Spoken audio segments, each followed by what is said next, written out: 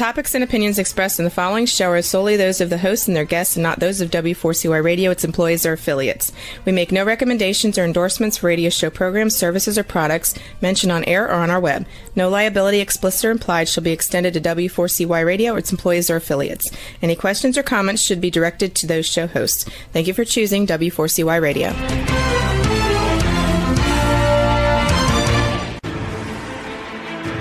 What's working on purpose anyway?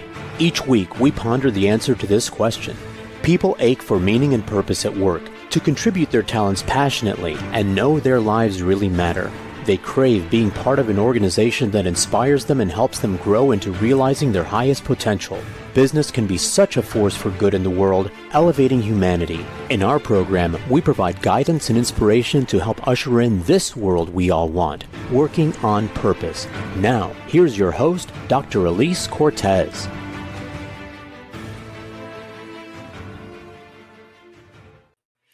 Welcome back to the Working on Purpose program, which has been brought to you with passion and pride since February of 2015. Thanks for tuning in again this week. Great to have you. I'm your host, Dr. Elise Cortez.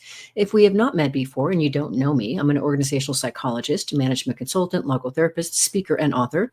My team and I at Gusto now help companies to enliven and fortify their operations by building a dynamic, high-performance culture and inspirational leadership activated by meaning and purpose. And did you know that inspired employees outperform their satisfied peers by a factor of 2.25 to 1? In other words, inspiration is good for the bottom line. You can learn more about us and how we can work together at gusto-now.com or my personal site, elisecortez.com.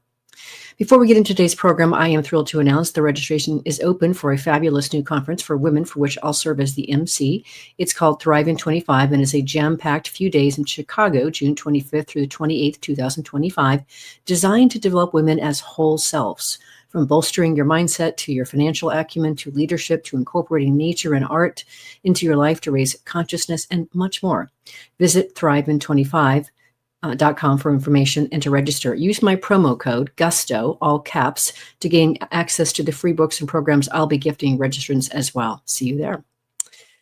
Now, getting to today's program, we have with us today Katina Sawyer, a PhD and Associate Professor of Management and Organization in the Eller College of Management at the University of Arizona.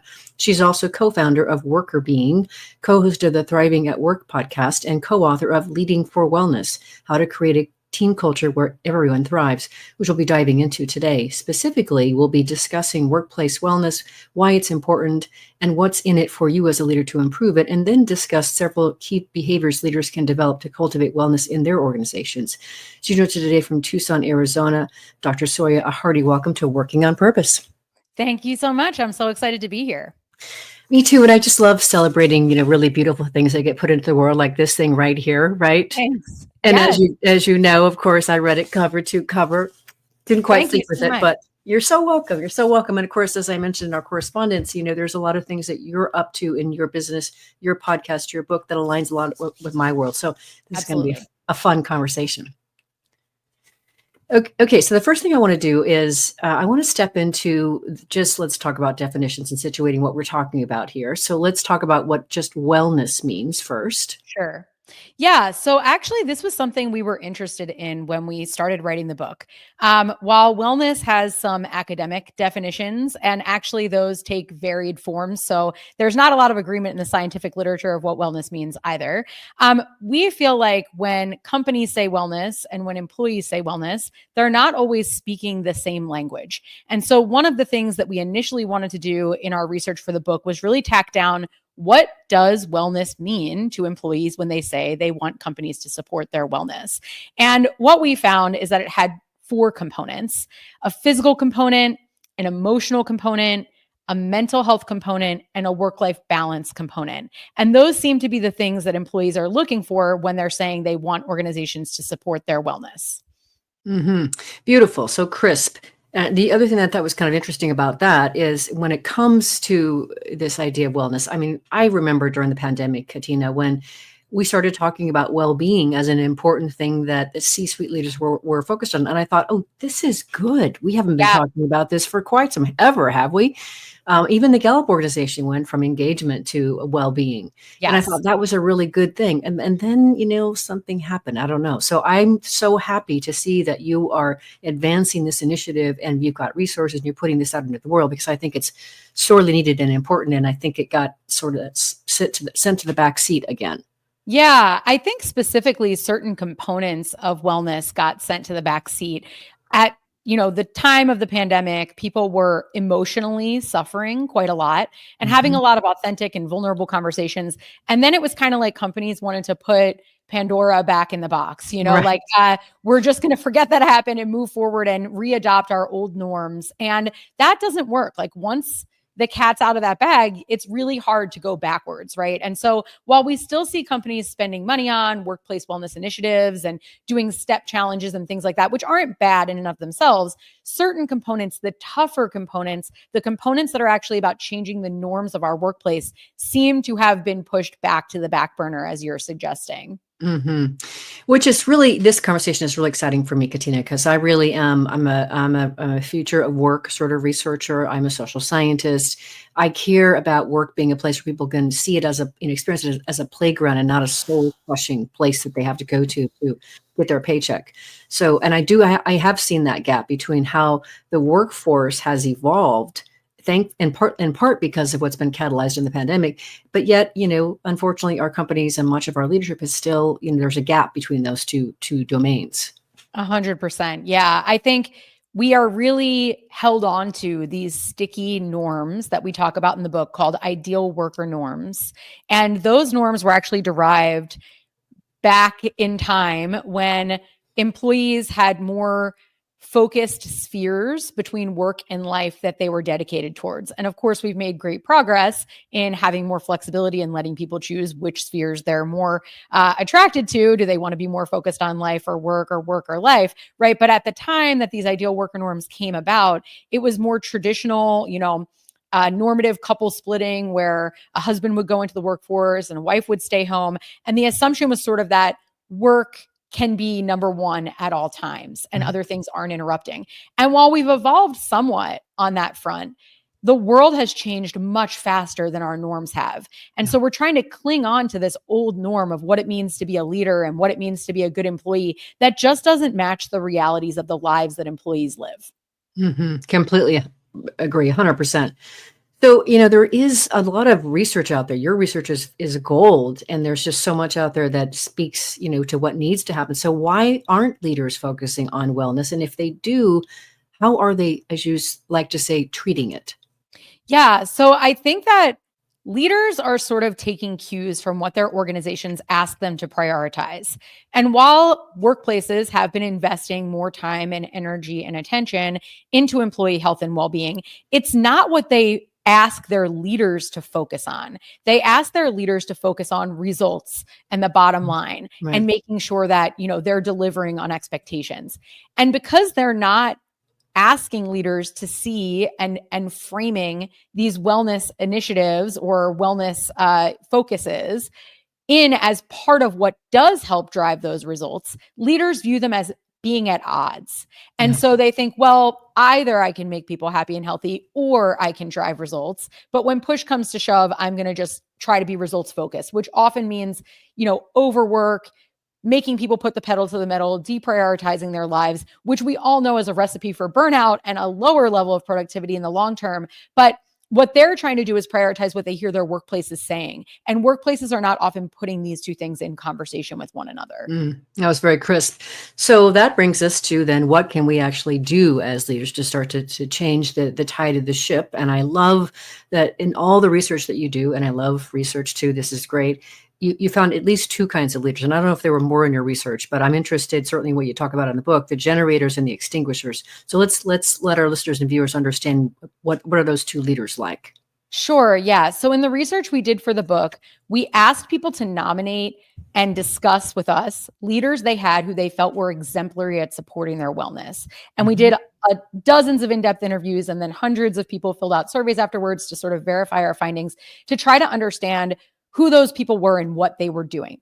And we came up with the term generator because the leaders who we heard about who were exemplary at doing this tended to be leaders who really amplified the energy on their team, made people feel extra engaged at work, made people feel like their health was better than ever, physical health, mental health.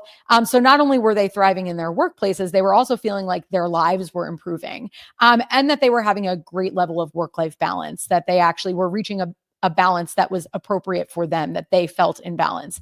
And so all of those things led us to name these leaders, who we are providing a roadmap in our book for how to become more like, generators. The interesting thing about the process of doing the interviews and surveys for this book was that while we were asking people to really focus on, we don't want to know what not to do, because the presence of good leadership isn't just the absence of bad leadership. So we don't want this book to be a bunch of like, don't do this, right? We want it to be, what can you do to get yourself proactively great at this? And what we found in the interviews was that it was often challenging to keep people on track from talking about foils to this. So, we'd hear a lot of, let me tell you about this great leader that I had. This is what this person did in comparison to this horrible person that I had. And then they would go on and talk about and tell stories about these other folks. And what we started to realize was that the natural emergence of these stories about extinguishers, which we ended up calling them in the book, the extinguishers are really people who suck energy and life out of a team, and out of their employees. And we realized that one of the reasons these were organically occurring, stories about these folks were organically occurring, was because people really view the generators in opposition to, or they were highlighting a useful distinction for us that we actually found helpful in conveying these concepts in our book, which is, it's not just about avoiding being an extinguisher, which you also need to learn. It's about getting to being a generator, but you kind of need to understand the behaviors of both to get yourself to that place. Mm-hmm. Gorgeous. So well said. When I was doing my meaning and work and identity research for my PhD, I started to recognize, as I was asking people about their identities, and I forget how it came up, but who people that they'd learned things from, I discovered what concept that I began to call the anti-role model. People would talk about, who they did not want to be like. Thanks very much for showing me who I don't want to be. Yeah. So listeners and viewers, let's just distinguish, from my vantage point, that the anti-role model would be the extinguisher. Correct. Yes, that's correct. And I love that term, anti-role model, because you can, and these folks did, who we talked to, learned a lot from the people who they had negative experiences with, but it was a painful process, right? So learning was happening, but also some strife. Mm-hmm. Yeah, for sure. Okay, so we're now getting into the leadership and leader realm here. I think it makes a ton of sense, especially for people that are thinking this is really soft and squishy and, not a lot of substance here. Let's talk about the workplace wellness matters, how it actually matters. I know you've got at least 4 perspectives in the book, but let's hit those next. Yeah. So we view workplace wellness as, well, obviously we wrote this book, so we feel really confident that workplace wellness is an important topic to focus on. But we also think about this not just from the perspective of individual employees, which is one level, which we've already talked about a little bit. People get more satisfied, they feel more engaged, they are more committed. So the quality of their experience at work improves, right? But there's also benefits in it for the leader themselves. And I think that that's something that often gets overlooked. We heard not only that the employees were feeling better, but also that leaders who lead this way actually have better experiences in their work lives and tend to leave behind better legacies that they can be more proud of.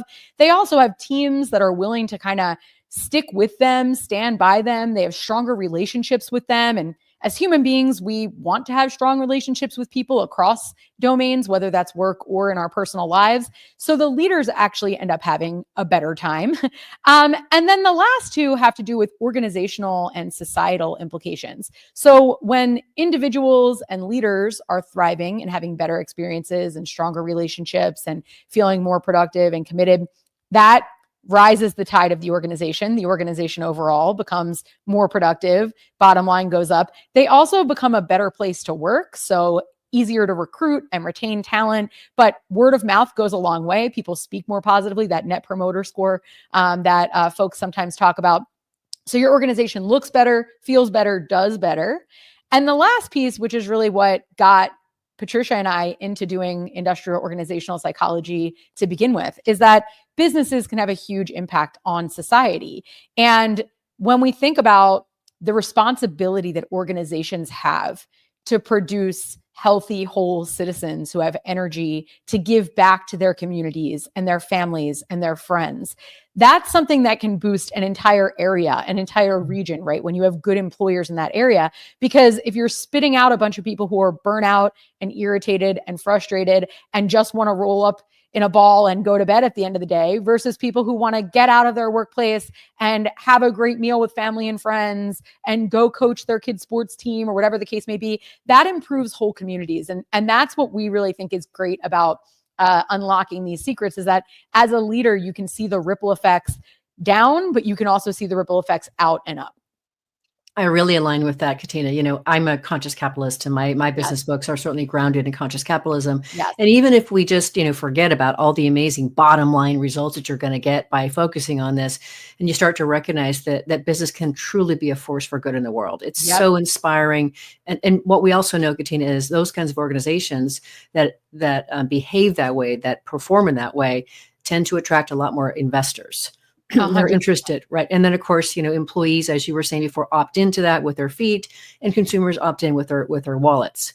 So there's a lot of reason to be able to start to incorporate this kind of thinking into the way that you operate as a business. Totally.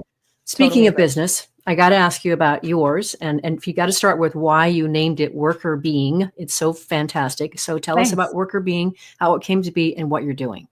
Yeah. So Patricia and I are friends from graduate school. We met while we were doing our PhDs in industrial organizational psychology.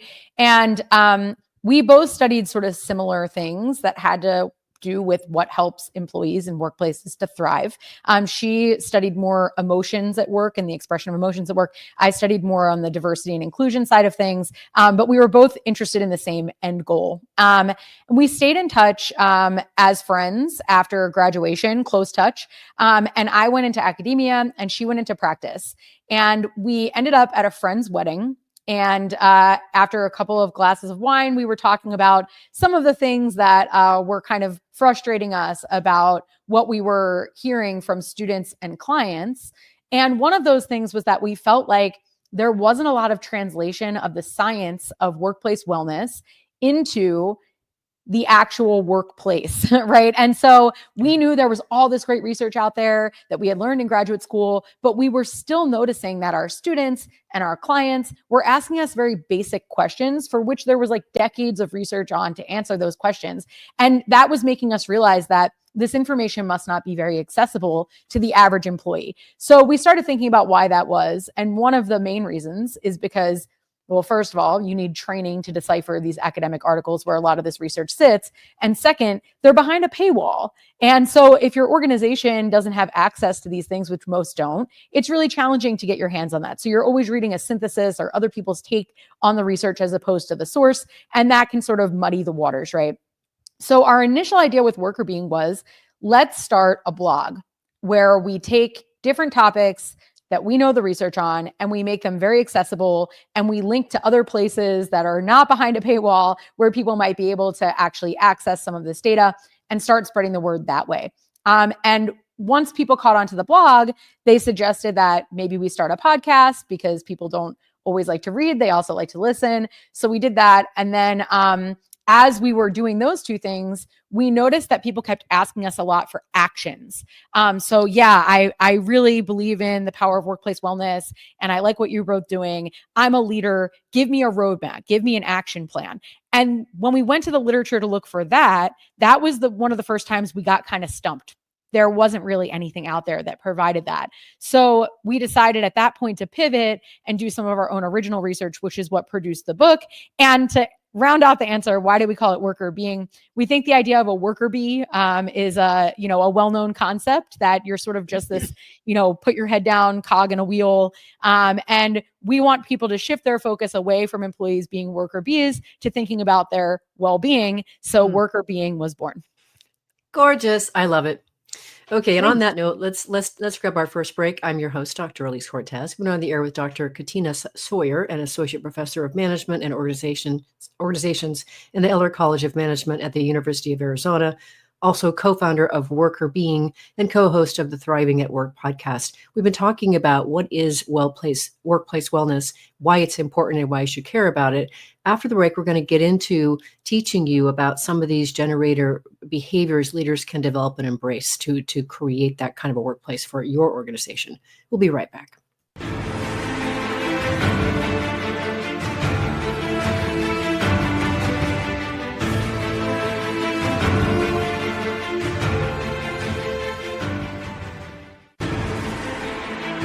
Dr. Elise Cortez is a management consultant specializing in meaning and purpose, an inspirational speaker and author. She helps companies visioneer for greater purpose among stakeholders and develop purpose-inspired leadership and meaning-infused cultures that elevate fulfillment, performance, and commitment within the workforce. To learn more or to invite Elise to speak to your organization, please visit her at elisecortez.com. Let's talk about how to get your employees working on purpose.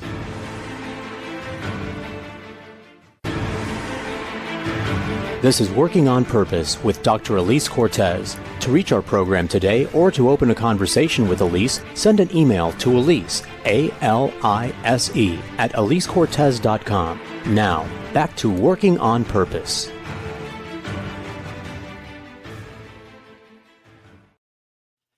Thanks for staying with us and welcome back to Working on Purpose. I'm your host, Dr. Elise Cortez. As I too am dedicated to helping create a world where people realize their potential at work, are led by inspirational leaders that help them find and contribute their greatness, and we do business that betters the world, I continue to research and write my own books. So my last one came out in 2023. It's called The Great Revitalization: How Activating Meaning and Purpose Can Radically Enliven Your Business. And I wrote it to help leaders understand what we've been talking about in this program, how the world, the workforce has changed. And what do you need to do as an organization in your culture to address that, to provide that? So then I provide you 22 best practices to equip you to put that into your culture so that they will stay with you and actually thrive. You can find my books on Amazon or on my personal site, elisecortez.com. If you are just now joining us, my guest is Dr. Katina Sawyer, the co-author of Leading for Wellness: How to Create a Team Culture Where Everyone Thrives. So now let's get through as many as we can in the time that we have here. I want to talk about these beautiful generator behaviors that leaders can develop. So one of the things that we do on this program is we educate and we also inspire. So I always want people to leave the show with actionable things they can start to do and fold into their practice. So let's talk about as many of these as we can. So I'll start with the first one, which I can't resist. You say that generator behaviors that show that humans, leaders are actually human beings and not superhuman. So therefore, that requires that they must fire their work self. Yeah. We really couch this going back to that concept of ideal worker norms. So many of us take on work personas that we've adapted and adopted from people we've seen. You mentioned, role models, anti-role models. Who do you want to be like? Who do you not want to be like? However, often the things that we've sort of embodied are subconscious. We might be promoting norms that we haven't even thought through. And we might be setting a tone that we're not even consciously aware of, or that we haven't selected ourselves. We sort of pass down the behaviors that we see from other people. We don't often think about how much they're really us. And so the idea of firing your work self is really taking some contemplative time to think about who you are and how you show up at work, and whether that's genuinely and authentically you, or whether that's a set of norms and behaviors that you've picked up along the way that don't really reflect how you want to lead. And so when we say fire your work self, we mean really thinking hard about who your work self is, whether that aligns with your true self, and firing the parts that are not authentic to you and beginning to lead from a place of centeredness around your individuality. Totally in for that. This next one, I think, is probably going to make a few people cringe just a little bit, and yet it's so important. And that's the idea of embracing your struggle. Yes. Yeah. So we got this idea from the participants in our study, but also an anecdote from my personal life. An academic who I admire so much told me about a practice that she does called an anti-resume, which is basically putting all the things. She's very decorated many accolades. And her students were saying, I just don't know how I can be you. Like, you win at everything. You're just successful all the time. And she really took that to heart and thought, you know what? I'm going to make a list of all the things I've failed at. Every grant I applied for that I didn't get. Every class I taught where my ratings weren't great. Every journal article that I submitted that got rejected. And I'm going to give that to my students along with my resume. And that line of thinking really has always resonated with me from early in my career, that we don't see a lot of these struggle statements from people who have been successful, who are in leadership roles. And so people just assume that they're not struggling, that things just come easily to them, that they don't have any worries or fears. And what we, have found out in this idea that people don't want superhero leaders is that when you share your struggles, it actually creates stronger and more authentic bonds with other people around you, because they're struggling with things too. And instead of sort of highlighting that there's something wrong with you, you're actually highlighting that there's a commonality between you and the people who you're leading. So you're thinking you're pointing out something negative about yourself. Really what you're showing is that you all share in the fact that you're not perfect. And that creates really strong, authentic bonds, but it also motivates people to think that they can also be leaders. Because if you think that leaders have to be perfect and you know that you're not perfect, you may not try to be a leader because you don't see that as a possible outcome for you. So not only is it helpful for building these relationships, but it's also helpful for making sure that the people who you're trying to cultivate and mentor actually see leadership as a viable option for them. I love that. And also, in addition, it occurs to me that practice of showing your struggles and what you've dealt with and how you've grown through them, what that does is it creates a learning culture, right? We learn, we grow here. That's how we do here. And I really like that. I have a woman in that she's a leader that I've been coaching for years as within the organization that I work with. And she has this thing where this is related to both the first two behaviors. She says she's developed this pattern of saying, this is me being vulnerable. And then she goes on to say something that she's struggling with. Mm-hmm. It works beautiful because as soon as she says that, one, people are leaning in and listening. Yes. And two, she's just opened this beautiful space between them. So it's kind of a combination of the first two generator behaviors. But I love that. Isn't that beautiful? And then, having struggle statements. I know in the book, you talk about developing actual struggle statements that show others that you have weaknesses at work too. I think I think there's so much there because people look at you like, wow, they're the big VP or they're the CEO, whatever. And, but they didn't start that way. Right. Exactly. Yeah. Some of the best conversations that I've seen are panels that I've seen with very senior people in organizations are panels where they're really honest about the sacrifices and struggles that they've had. I saw a panel early on in my career where someone asked the question of, what do you struggle with most? And I watched 3 executives in a row say something to the effect of, I just think I'm the type of person who was made for this sort of thing. And just deflected, didn't want to say any struggle. And finally, there was a woman at the end of the panel and she said, I'll tell you exactly what I've struggled with. I've struggled with a lot, named a bunch of struggles. And you could feel the whole audience just like a sigh of relief. And the questions that got asked after that, the questions that she got from the audience in the Q&A were very different from the questions that the other people got, because people are like, okay, this is an opportunity for me to hear real information as opposed to like a canned talk track that I think sometimes we develop as leaders. Yeah. Teflon, be Teflon. Mm-hmm. Yeah.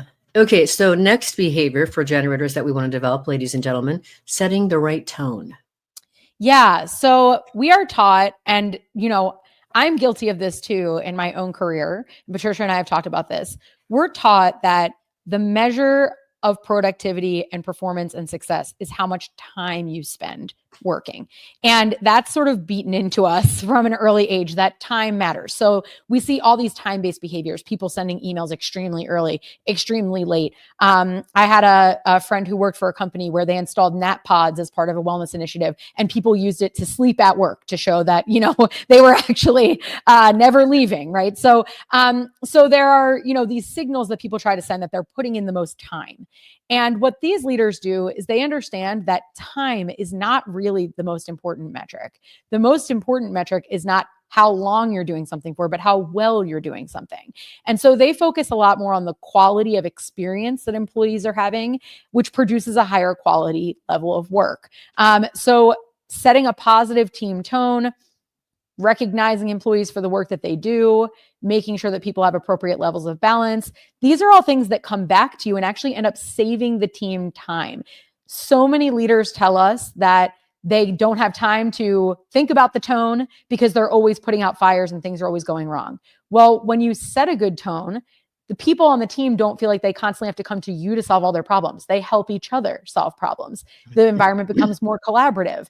The product quality goes up, right? So all of these things are related, and the mindset shift away from time to tone is something that we heard over and over again that these leaders are doing really well. And then they have more time to spend thinking about the higher level problems and issues that they have to solve for instead of constantly running around and squashing everyone's little problems. Mm-hmm.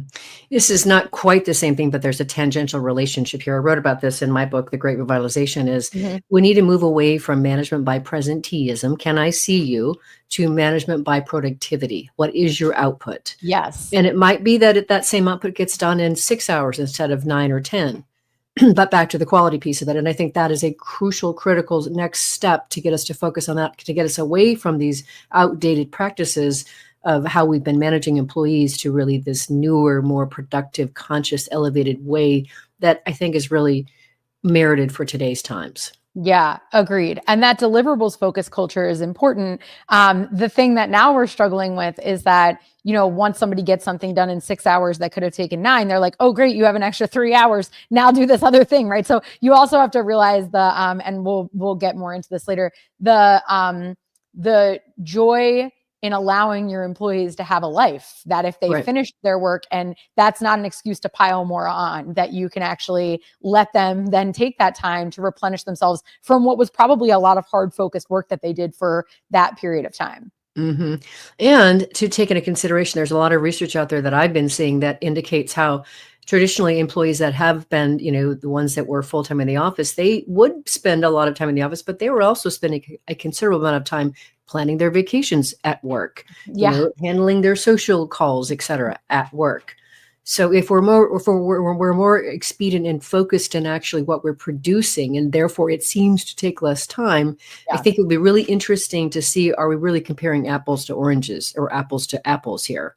100%. Yeah. If anybody tells you that they can focus hard for 8 straight hours and do that repeatedly day after day, they are lying. Yeah, I agree. Yeah. We call that fibbing from the town that I came from. Yeah. Okay, let's grab our last break. I'm your host, Dr. Elise Cortez. We've been on the air with Dr. Katina Sawyer, an associate professor of management and organizations in the Ehlers College of Management at the University of Arizona, co-founder of Worker Being, and the co-host of the Thriving at Work podcast. We've been talking about a few of the generator behaviors that you can develop as a leader to start to create an organization that's thriving and that promotes wellness. After the break, we're gonna cover off on a few more. We'll be right back.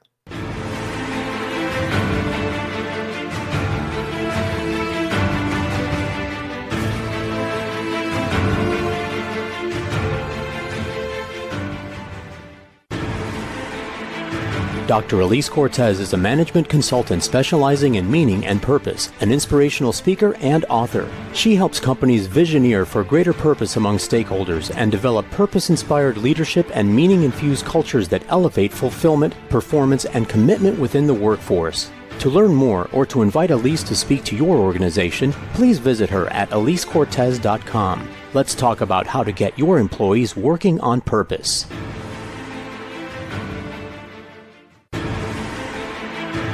This is Working on Purpose with Dr. Elise Cortez. To reach our program today or to open a conversation with Elise, send an email to Elise, A-L-I-S-E, at elisecortez.com. Now, back to Working on Purpose.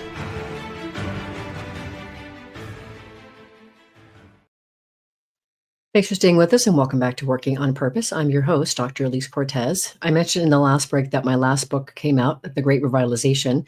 What I did for you is I created a very simple 3-page organizational assessment that will help you determine the extent to which your current culture is meeting the needs of today's discerning workforce. It's 3 pages. You can find it at gusto-now.com. If you are just joining us, my guest is Dr. Katina Sawyer, co-author of Leading for Wellness, How to Create a Team Culture Where Everyone Thrives. So let's talk about this. We're going to continue on and get through as many of these generator behaviors as we can. I love this next one. It's just so crisp, or swiftly becoming a confidant.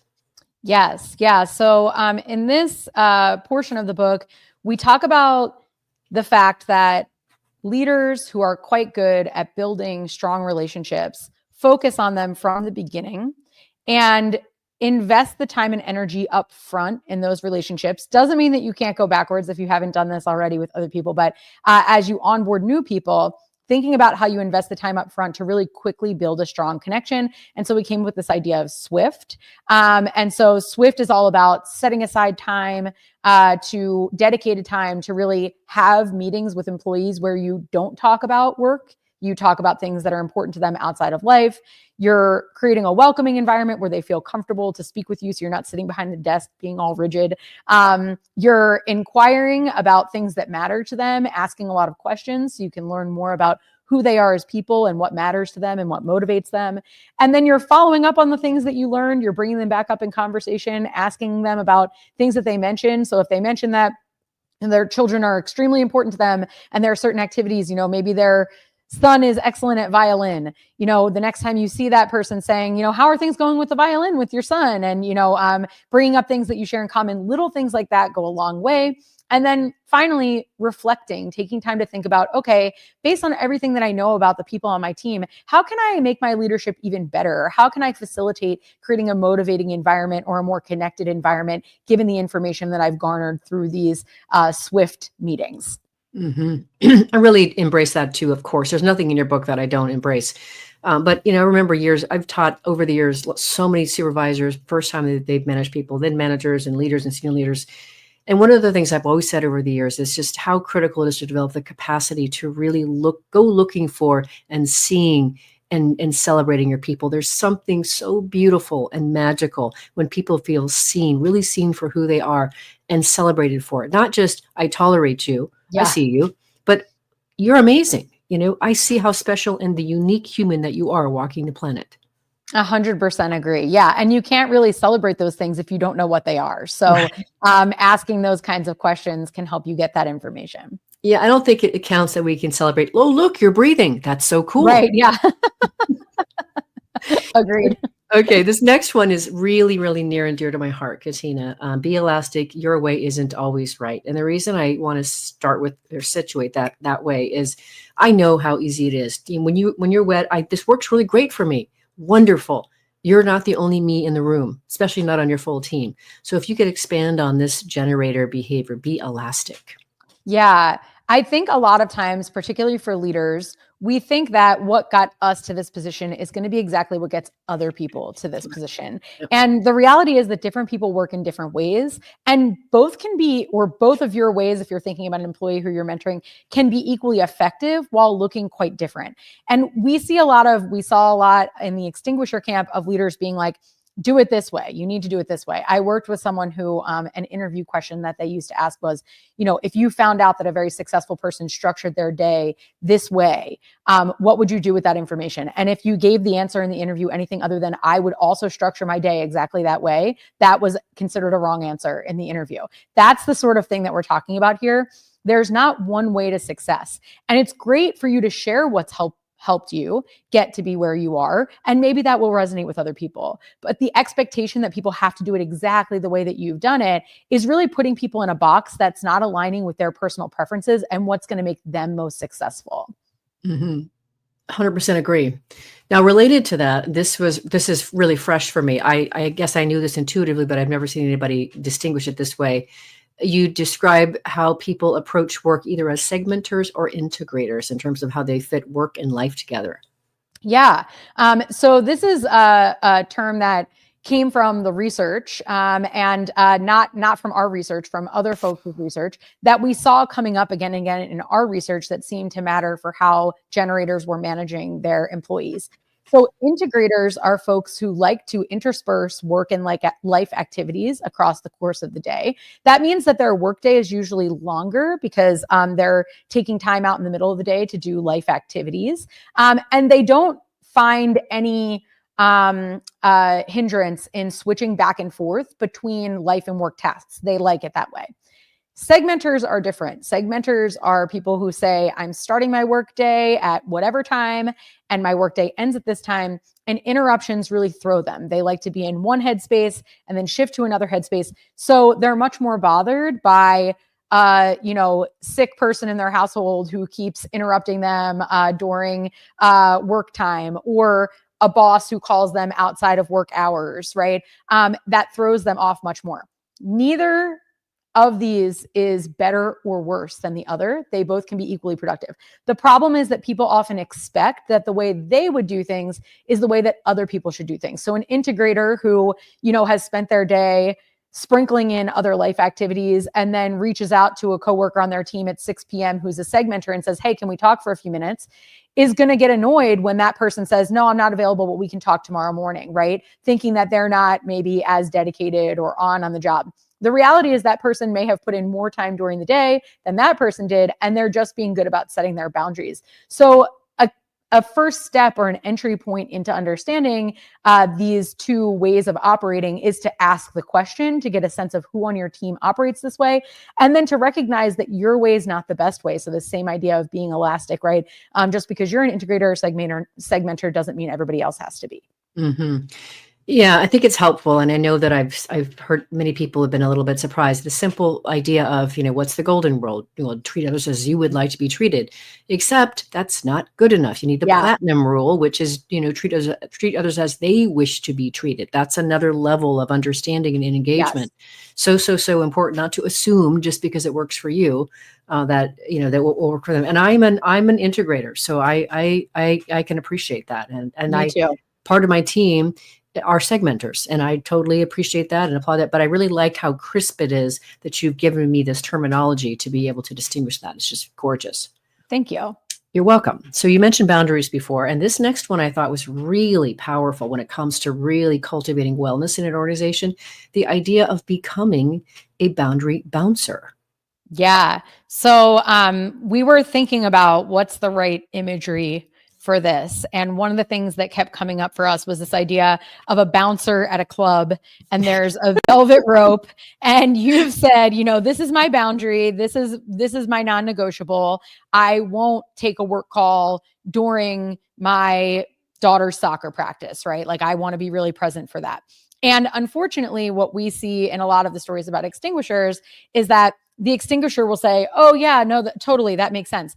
And then they'll text or call during that time period and say, I know that you said that you don't like to take calls right now, but it's just going to take a few minutes. Or, they're constantly breaking these boundaries that employees are asking them to uphold. And so we like the vision of thinking of yourself standing as a leader with this velvet rope, and your employees are back there, and you're trying to figure out, okay, who gets let through, right? Who are we going to say is okay to break these boundaries, and being very judicious about that. So let's say you feel better in your wellness.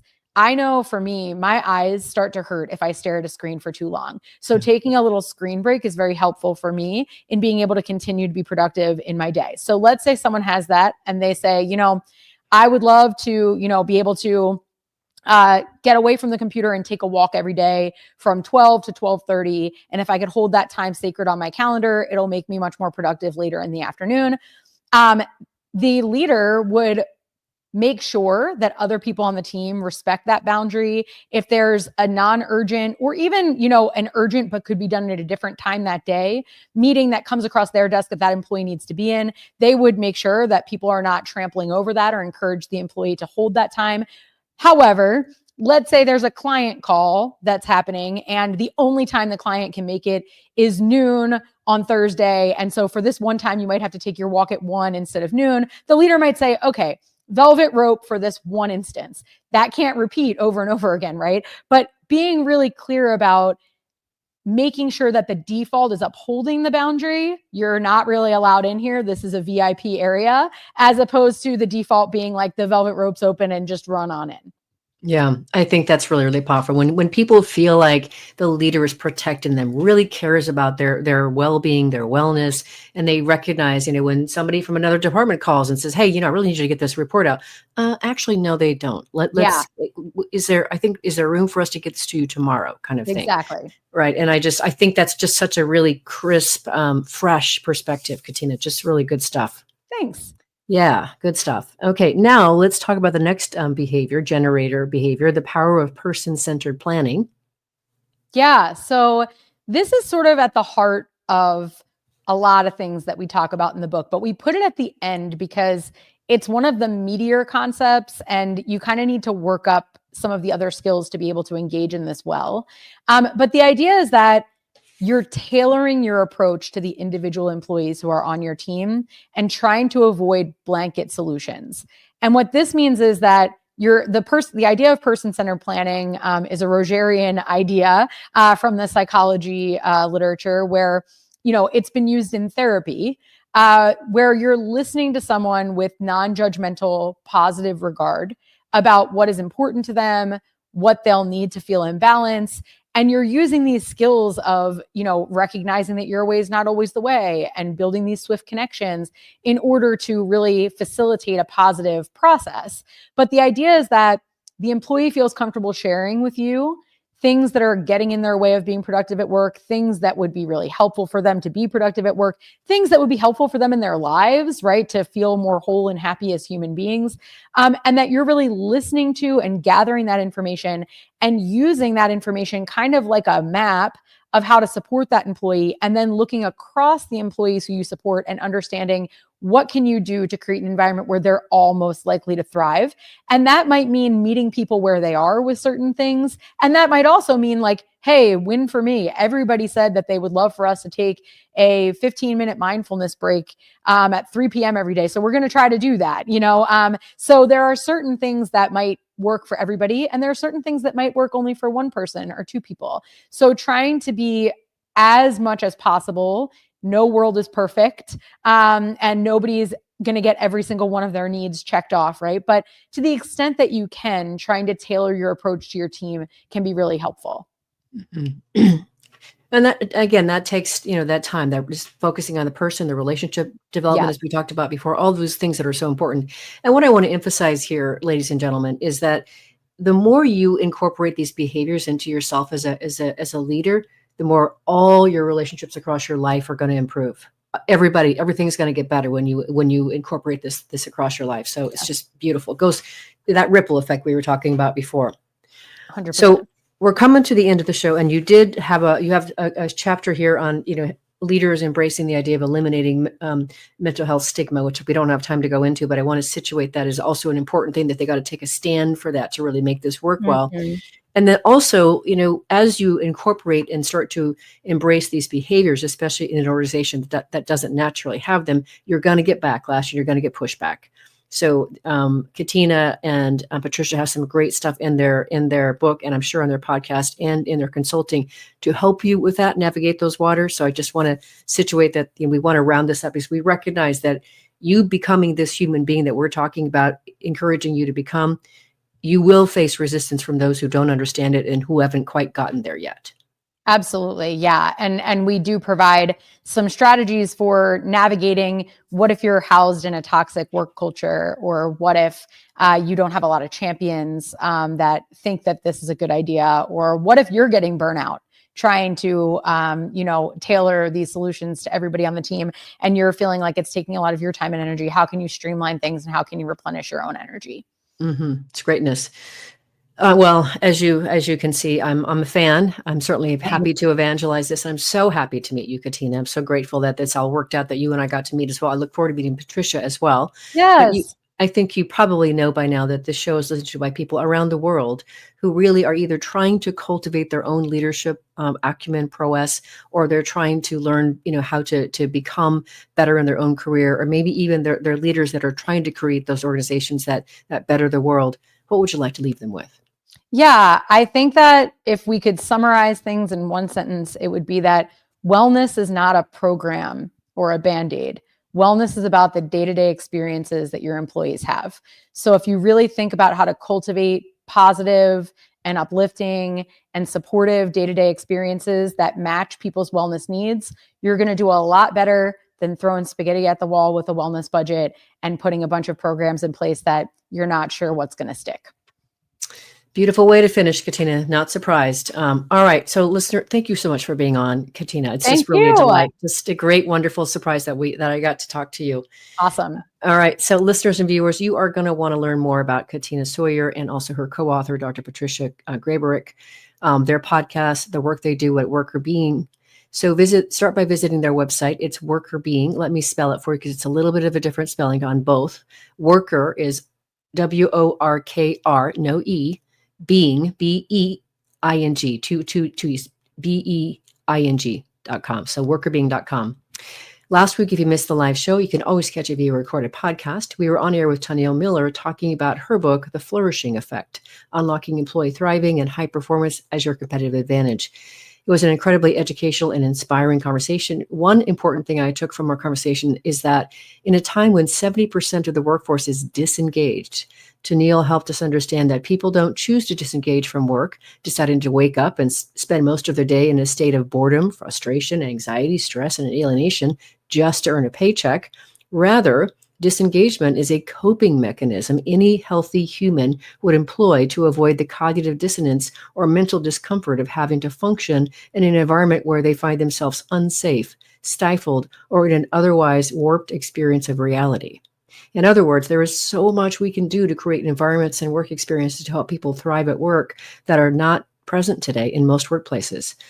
Next we'll be on air with Robert Bordoni and Joel Salinas talking about their powerful new book, Conflict Resilience, Negotiating Disagreement Without Giving Up or Giving In, a toolkit for coming together in a conflicted world. See you then. And remember, work is one of the best adventures and means of realizing our potential and making the impact we crave and can give us the opportunity to do business in a way that betters the world. So let's work on purpose. We hope you've enjoyed this week's program. Be sure to tune into Working on Purpose, featuring your host, Dr. Elise Cortez, each week on W4CY. Together, we'll create a world where business operates conscientiously, leadership inspires impassioned performance, and employees are fulfilled in work that provides the meaning and purpose they crave. See you there. Let's work on purpose.